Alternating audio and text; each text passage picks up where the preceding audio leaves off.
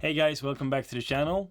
As you all know, I am a Panasonic ambassador here in the Netherlands, and last year I was fortunate enough to do a video on the Panasonic GH7 when it was supposed to be dropped, and I'm actually super excited and happy to announce that I've had the opportunity to try the camera that they released today, which is the all new Panasonic Lumix S1R II.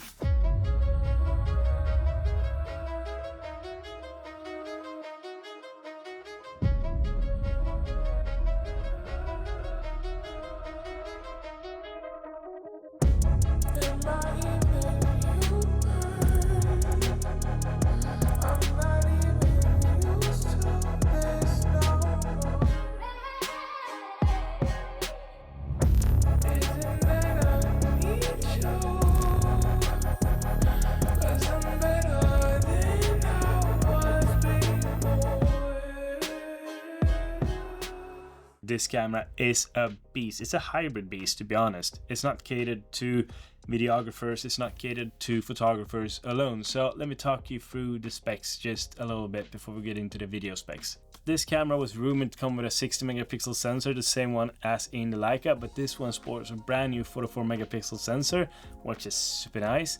You can still use the Lumix Lab app that came with the Panasonic S9, so you can use real-time LUT and you can, view your footage and transfer back and forth from the camera to your phone. It's an amazing app. I recommend you to download it for sure. If you shoot in the high resolution mode with photos, you can actually shoot a photo that has 177 megapixel, which is huge. And that's possible because the camera takes pictures, stitches them together. And I mean, since the IBIS in this camera is out of this world, the images is actually sharp and works great, even if you do it handheld. And when it comes to photos, I'm not going to talk too much about the details and the specs of it, but one of the coolest things with this camera is that it can actually shoot 40 frames per second, blackout free photos, and also it has a little pre-burst, so if you press the button, you're going to catch a little bit before. And I mean, this is amazing if you're a sports photographer, wedding photographer, or where you need to be able to take fast pictures. Now I realize that a wedding you might not need 40 frames per second, but who knows, maybe they throw the bouquet or something like that, yeah? In terms of memory cards and SSDs and all of that, you have two memory card slots. One is a CF Express Type B, which is nice that they integrated in this camera, and you have the regular SD card. And as before, you can still shoot on an external SSD via the USB-C, so you have plenty of different variants of memory and media to shoot on, which makes this camera very hybrid-y like that as well. And for some of the codecs, you need a bit of a higher speed when it comes to recording, and I'm gonna get into that a little bit later. So what are some of the video specs? Well, it still has a dual native ISO. This one is 200 and 1000 in this camera compared to what I'm used to, that is 640 and 4000, but it still has nice low light capabilities. Panasonic actually listened to all of us filmmakers with what we want to see in the camera, and they actually included false color now.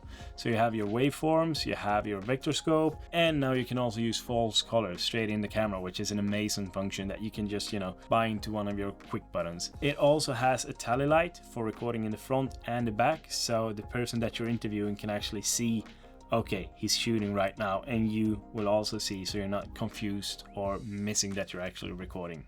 The camera has up to 14 stops of dynamic range, which is amazing, and they actually took one of my favorite features from the GH7 and gave this camera 32-bit float capability if you use the XLR2 adapter on top of the camera. So this camera can actually record 32-bit float internal.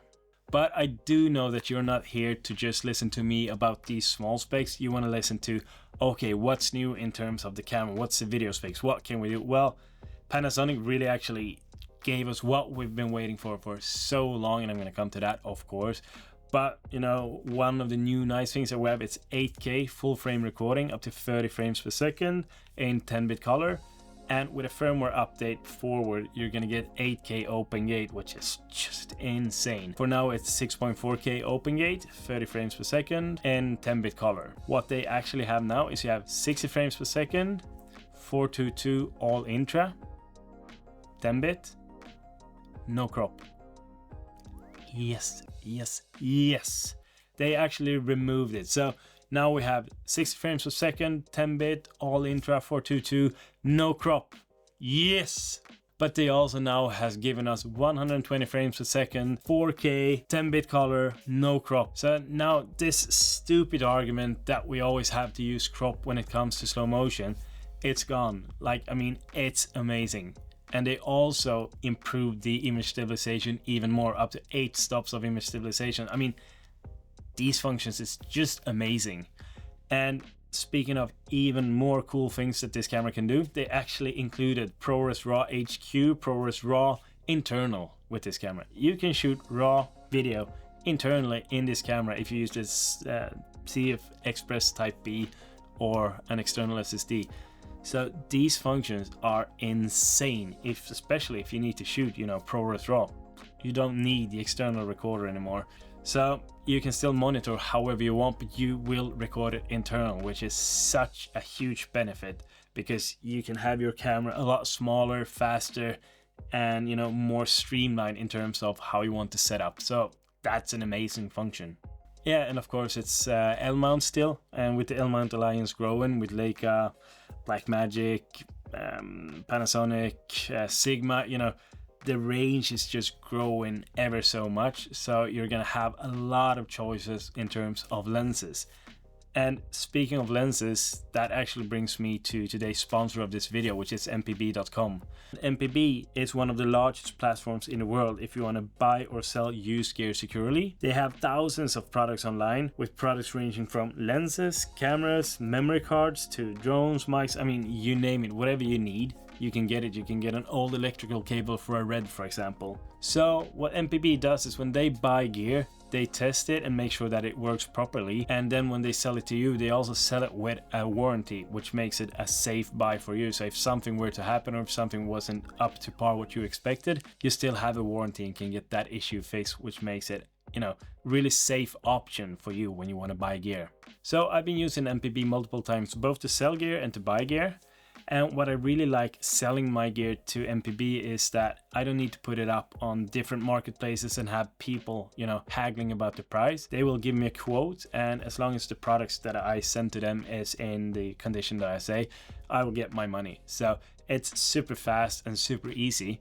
And I like the fact that the gear I don't need, someone else can buy and enjoy instead of it just, laying around in the studio. I bought multiple stuff from there. I bought my Red Scarlet from there. I bought this lens that I'm using now. It's the Sigma 24-70. It's the Mark 1, but it works perfectly with my Lumix S5 IIX. So, visit mpb.com today to sell your gear or buy some new gear. There's a link in the description. And once again, thank you MPB for sponsoring this video. And now let's get back to the S1R Mark II. Okay, so the size of the S1 Mark II, they actually made it a lot smaller than Mark 1. Now it's more the size of the S5 IIX, and there's a lot of people that's gonna love it, that it's a bit smaller. But then you also have the people that likes it a bit bigger when it comes to size. But if we compare them both, let me see if I can do it like this. This is the, like this, you can actually see.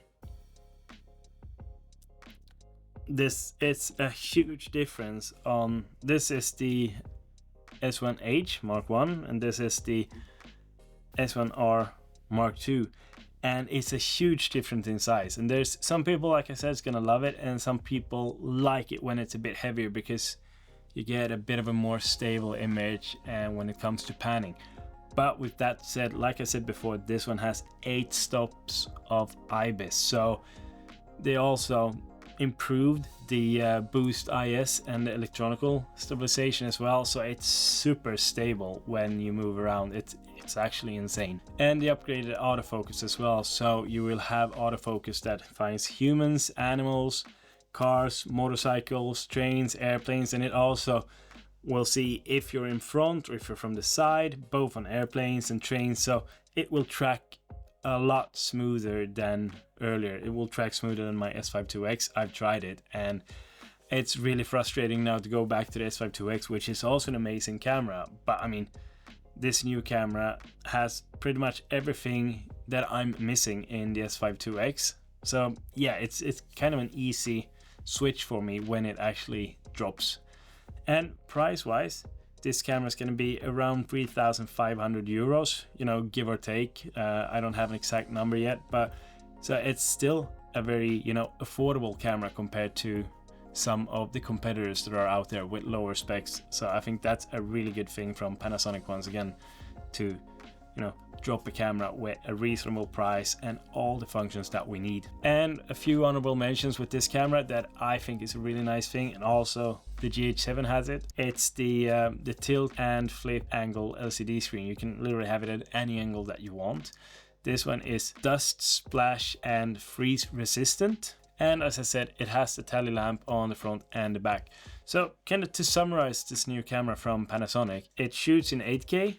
It shoots ProRes RAW internal if you would like that. There's no crop on slow motion anymore. You can record 32-bit float with the XLR adapter. You have a CF Express Type B, an SD card, and you can shoot your SSD. It's roughly 3,500 euros to buy. It has a smaller size. It's about the same size as the S5 IIX, and it has up to 14 stops of dynamic range. I mean, if you just listen to the functions listed, it's insane. So this camera, I can really recommend it, no matter if you're a photographer or a videographer. Obviously, if you're into video, you're gonna jump at this camera. So this was just a quick and fast breakdown. I have not tried the camera fully as much as I want to, and I can't wait to, you know, have it again, because I need to send this one back to Panasonic because there's other people that wants to try it as well. But yeah, so this was the S1R Mark II, and I hope you enjoyed it, and I'll see you in the next one. Bye.